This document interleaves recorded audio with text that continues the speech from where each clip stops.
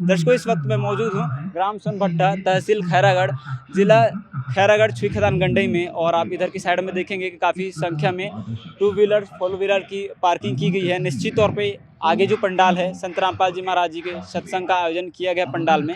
दर्शकों, हम संत रामपाल जी महाराज जी के इस आध्यात्मिक सत्संग में जाएंगे और जानेंगे कि संत रामपाल जी महाराज जो काफ़ी लंबे संघर्ष के बाद जेल से बाहर आए हैं, तो समर्थकों में संत रामपाल जी महाराज जी के शिष्यों में कितनी प्रसन्नता है, और साथ ही आज के इस आध्यात्मिक सत्संग के आयोजन के बारे में भी जानेंगे। तब तक के लिए बने रहिए हमारे ऐसे न्यूज़ चैनल के साथ। इस वक्त जिस जगह पे हम खड़े हैं, यहाँ पे एक आध्यात्मिक सत्संग का आयोजन किया गया है, और ये जो आध्यात्मिक सत्संग है वो संत रामपाल जी महाराज जी का ही सत्संग है।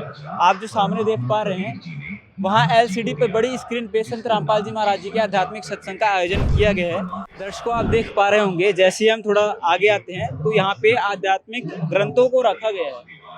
एक दो नहीं, लगभग दर्जनों पुस्तकें हैं। पुस्तक कहना गलत होगा क्योंकि यह आध्यात्मिक ग्रंथ है, तो लगभग दर्जनों आध्यात्मिक ग्रंथ रखा गया है। यहाँ पे एक सर जी है, इनसे जानकारी लेते हैं। सर नमस्कार। सत साहब जी। सर बताइए, इतने सारे पवित्र सदग्रंथों को यहाँ पे रखने का कारण क्या है? जी, परमात्मा जो पूर्ण परमात्मा संत रामपाल जी महाराज है, उसका ज्ञान सभी ग्रंथ में वर्णित है। जो भी श्रद्धालु आते हैं वो अपने सब ग्रंथों को देखकर, जैसे कोई गीता भागवत है, देवी महापुराण है, शिव पुराण है, रामायण है, वो सभी में परमात्मा का ज्ञान वर्णित है, जिसे आके भक्तजन अपने देख सकते हैं और यहाँ ज्ञान चर्चा करके अपना पूरा परमात्मा ज्ञान पूरा ये कर सकते हैं। सर का कहना है कि अंदर जो है श्रद्धालु आते हैं, उनकी शंकाओं का समाधान किया जाता है, तो हम आपको अंदर लेकर चलेंगे। दर्शकों, अभी आपने जो आध्यात्मिक प्रदर्शनी देखी है, इसके अंदर आप देख सकते हैं कि कुछ श्रद्धालु हैं जिनकी शंकाएं हैं, कुछ वो अपनी शंकाओं को लेकर यहाँ पे आए हुए हैं, और यहाँ पे जो बैठे हैं वे सदग्रंथों के आधार पर इनकी समस्याओं का समाधान बता रहे हैं। यहाँ पे एक सर भी मौजूद है, इनसे भी जानकारी लेते हैं कि यहाँ पे जो लोग आते हैं उनके मन में किस किस तरह की शंकाएं होती है। सर नमस्कार। जी सर, नमस्कार सर। सर क्या नाम है आपका? सर मेरा नाम तरुण दास है। सर सबसे पहले तो हम आपसे जानना चाहेंगे कि यहाँ पे जो श्रद्धालु आते हैं वो किस तरह के क्वेश्चन करते हैं? जी, यहाँ पर जो श्रद्धालु आते हैं सर, वो एक क्वेश्चन करते हैं कि देवी देवताओं के बारे में, मतलब क्वेश्चन करते हैं कि हमारे शरीरों में विद्यमान देवी देवता है, उनकी साधना कैसे लिखा है, कहाँ लिखा है, उन देवी देवताओं को कैसे प्रसन्न किया जा सकता है जो हमें मतलब पूर्ण लाभ, पूर्ण मोक्ष दे सके। सर आपसे जानना चाहेंगे कि श्रद्धालु के इन शंकाओं का आप किस तरह से समाधान बताते हैं, किस आधार पे बताते हैं? जी जी जी जी सर, ये हमारे शरीर में बने कमल है। ये सबसे नीचे हम गणेश जी है, सावित्री ब्रह्म जी है, नाभि कमल में विष्णु लक्ष्मी जी है, और हृदय कमल में शिव पार्वती जी है, कंठ कमल में माता दुर्गा जी है, त्रिकुट कमल में गुरु गोविंद जी है, और सहस्त्र कमल में पूर्ण परमात्मा है। इसी का जो प्रमाण है सर, हमारे ये जो पवित्र गरुड़ पुराण है, इसमें हमारे जो गुरु जी बताते हैं सर, इन चक्रों में। यहाँ पे मैं आपको टोकना चाहूँगा क्योंकि अक्सर हमें सुनने को मिलता है कि संत रामपाल जी महाराज देवी देवताओं की भक्ति छुड़वाते हैं, क्या कहना चाहेंगे? नहीं सर, हमारे जो संत रामपाल जी महाराज है देवी देवताओं की भक्ति नहीं छुड़ाते। ये तो परमात्मा बोलते हैं सर, तीनों देवा कमल दल बसे, ये ब्रह्मा विष्णु महेश, प्रथम इसकी वंदना, फिर सुन सदगुरु उपदेश। तो हमारे गुरु जी इन देवी देवताओं के भक्ति पूजा छुड़ाते नहीं सर, ये सच्ची साधना बताते हैं जो हमारे पवित्र शास्त्रों में वर्णित है। कौन से ग्रंथ है? आप देखिए सर, ये गरुड़ पुराण है ये, और ये इन चक्रों में क्रमशः श्री गणेश जी, श्री ब्रह्मा जी, श्री विष्णु जी, श्री शिव जी, जीवात्मा, गुरु तथा व्यापक पर ब्रह्म का चिंतन करना चाहिए। अर्थात मूलाधार चक्र में गणेश जी का, स्वाधिष्ठान चक्र में ब्रह्मा जी का, मणिपुर चक्र में विष्णु जी का, नाहर चक्र में शिव जी का, विशुद्ध चक्र में जीवात्मा, आगे चक्र में गुरु का, और सहस्त्र कमल में सर्वव्यापी पूर्ण परमात्मा की भक्ति करनी चाहिए। सर ये कौन सी पुस्तक है और ये कहाँ से प्रकाशित है? सर ये पुस्तक जो है गरुड़ पुराण सारोद्धार है, सानुवाद, और गीता प्रेस गोरखपुर से प्रकाशित है सर। ये आपको कहीं भी बुक डिपो में मिल सकते हैं सर। इनके कौन से अध्याय और कौन से पृष्ठ में ये भी बता दीजिए सर। जी जी जी सर, ये गरुड़ पुराण सारोद्धार है, 238 नंबर पृष्ठ है सर ये, और 15वां अध्याय है सर ये। जी जी सर, और आप कुछ जानकारी देना चाहेंगे हमारे दर्शकों को? सर, हमारे गुरु जी बताते हैं कि ये जो भक्ति साधना है वेदों के अनुसार से करने से हमें पूर्ण मोक्ष की प्राप्ति होगा। सर आपसे जानना चाहेंगे कि अभी नाना प्रकार के मंत्र जाप किए जाते हैं, तो क्या गीता जी में कोई मंत्र का भी वर्णन है? जी, हमारे गुरु जी बताते हैं, इसमें पवित्र गीता जी है, जय दयाल गोविंद सिंह जी का, इसमें जो मोक्ष मंत्र बताया गया है, ये अध्याय 17 का श्लोक 23 है।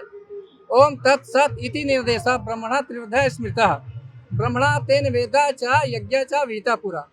इसका डिकोड करते हैं परमात्मा। ओम तो सीधा है और तत् और सत ये कोड वर्ड में है। इसकी जानकारी हमारे गुरुदेव जी ही डिकोड करते हैं इसको। जो हमारे गुरुदेव जी है एक तत्वदर्शी संत के रूप में है और उन्हीं को देने का जो अधिकार ये पवित्र गीता जी अध्याय 4 के 34 है। इसमें तत्विदु प्राणी पातेन प्रश्नेन सेव्या उपदेशयन्ति ते ज्ञानम ज्ञानीन तत्वदर्शिना। अर्थात इसमें बताया गया है कि तो इस ज्ञान को, इस मंत्र के बारे में तत्वदर्शी ज्ञानों के पास जाकर समझ, उसे भली भांति दंडवत प्रणाम करने से, उनकी सेवा करने से, कपट छोड़कर सरलता पूर्वक प्रश्न करने से वो भली भांति परमात्मा तत्व को जानने वाले ज्ञाती महात्मा तत्व ज्ञान का उपदेश करेंगे। सर, तो जैसे अभी आपने कहा कि आपके गुरुजी यानी संत रामपाल जी महाराज एक तत्वदर्शी संत है। तत्वदर्शी संत की आखिर क्या पहचान? जी, तत्वदर्शी संत की पहचान ये है, सदगुरु के लक्षण कहूँ मधुर बैन विनोद, चार वेद 6 शास्त्र कहे 18 बोध। ये गुरु जी के लक्षण है, पूर्ण संत के लक्षण है। और अधिक जानकारी के लिए आप लोग सत्संग देख सकते हैं। कम समय में ज़्यादा जानकारी बताना संभव नहीं है और अपने वेद शास्त्रों को खोल कर भी आप भली भांति देख सकते हैं जो हमारे गुरु जी बता रहे हैं। बहुत बहुत धन्यवाद जी, थैंक यू सर। दर्शकों, इस साइड आप देखेंगे तो काफ़ी संख्या में यहाँ पे महिलाएं भी बैठी हैं, माता बहनें भी बैठे हैं। यहाँ पे एक बहन जो है इनसे जानकारी लेते हैं यहाँ की सत्संग की व्यवस्था की। जी नमस्कार। नमस्कार। आपसे जानना चाहेंगे कि यहाँ जो संत रामपाल जी महाराज जी का आध्यात्मिक सत्संग का आयोजन किया गया है, तो आखिर आज के सत्संग में क्या कुछ जानकारी दी जा रही है? देखो, पहले तो व्यवस्था के बारे में थोड़ा बता देते हैं। इधर ये सारे लोग बैठे हुए हैं। इधर भगतमती होती है वो बैठते हैं, माइयाँ बहनें, और उधर भगत जी यानी कि भक्तों को बैठाया जाता है। और यहाँ पे थोड़ी व्यवस्था ये है कि यहाँ पे ग्रंथालय की व्यवस्था की गई है, जहाँ पे हमारे जितने भी शास्त्र हैं वो पूरे रखे गए हैं, जिसको जो संघ है उसके बारे में थोड़ा बताया जाता है। और यहाँ पे चाय पानी की व्यवस्था अलग से रखी गई है। साथ में सत्संग के है जिसमें हमारे गुरुजी शास्त्र से प्रमाणित ज्ञान देते हैं, वो आपको सामने टीवी में दिखेगा, तो उसके माध्यम से सारे श्रद्धालु जो है वो सत्संग सुनते हैं।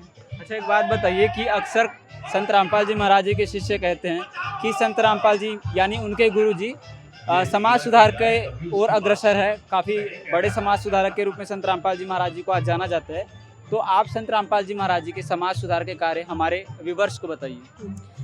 हमारे सदगुरु संत रामपाल जी महाराज जी दहेज मुक्त विवाह करवाते हैं, जिसमें किसी भी प्रकार का कोई खर्चा नहीं है। हमारे गुरुजी नशे मुक्त भारत, मतलब उनका एक सपना है कि दहेज मुक्त हो और नशा मुक्त हो हमारे भारत करके।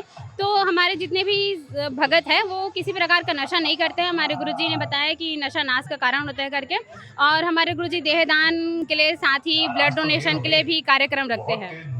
क्या करते हैं आप? क्या नाम है आपका? मेरा नाम निशा दास है। क्या करते हैं? मैं अभी बीएड की पढ़ाई कर रही हूँ। आप एक कॉलेज स्टूडेंट हैं, इसके बावजूद आपका जो रुझान है वो सत्संग में, आखिर क्यों?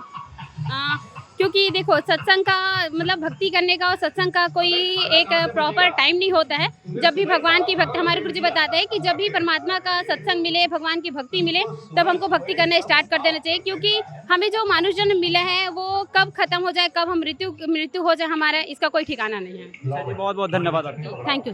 दर्शकों, अक्सर कहा जाता है और आज के जो युवा पीढ़ी है, जो यूथ है, उनका कहना है कि ज़िंदगी का कोई भरोसा नहीं, पता नहीं कब क्या हो जाए। इसलिए आज के जो युवा है वो अपनी हर जिंदगी को खुलकर जीते हैं। और दर्शकों, कहा भी ये भी जाता है कि भजन कर मस्त जवानी में बुढ़ापा किसने देखा है। तो आज यहाँ संत रामपाल जी महाराज जी के इस सत्संग में हम देख पा रहे हैं कि बड़े बुजुर्ग तो बैठे ही हैं, सत्संग देख रहे हैं, साथ ही यहाँ पे बच्चे भी हैं, वो भी यहाँ पे सत्संग देखने के लिए यहाँ पे उपस्थित हुए हैं। दर्शकों, यहाँ पे संत रामपाल जी महाराज जी के शिष्य मौजूद है, इनसे जानकारी लेते हैं। सर नमस्कार। नमस्कार सर। सर, आपसे जानना चाहेंगे कि संत रामपाल जी महाराज लगभग 11 साल के संघर्ष के बाद जेल से बाहर आ चुके हैं, कैसा महसूस कर पा रहे हैं आप? हमको तो बहुत अच्छा महसूस हो रहा है, क्योंकि हमारे गुरुजी साफ निर्दोष, पूरा फ्री, बाइज्जत फ्री हो गया। क्योंकि हमारे सब धर्म गुरु ने कई आरोप लगाया था, पर कोई आरोप परमात्मा के ऊपर ऐसे दाग भी नहीं लगा हुआ है ना। तो बोलते हैं कि ना बेटा, डरना नहीं है ना लड़ना नहीं है, सच्चाई रहेगा। अच्छा, संत रामपाल जी महाराज जी पे कई आरोप लगे थे, लगभग सभी आरोपों में संत रामपाल जी महाराज बाइज्जत बरी हो चुके हैं, एक देशद्रोह का आरोप रह गया है, इसके बारे में बताइए। परमात्मा बोलते हैं कि बेटा हम किसी के लिए बुरा सोचे नहीं हैं, है ना, और न सोचेंगे अंतिम सांस तक के।